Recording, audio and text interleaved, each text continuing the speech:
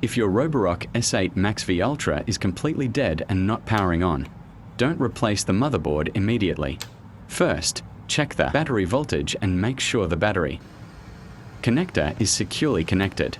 Also inspect the charging contacts on both the robot and the dock. Dirty or damaged contacts can prevent proper charging.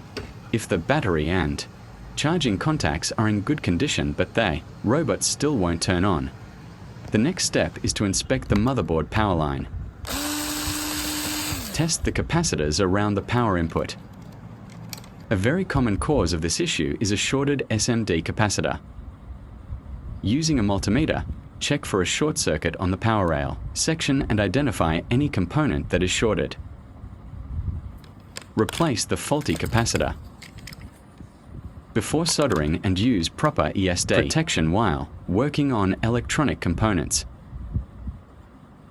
Then reconnect the battery and try powering on the robot again. In many cases, this simple repair brings the Roborock S8 MaxV Ultra back to life without replacing the entire motherboard.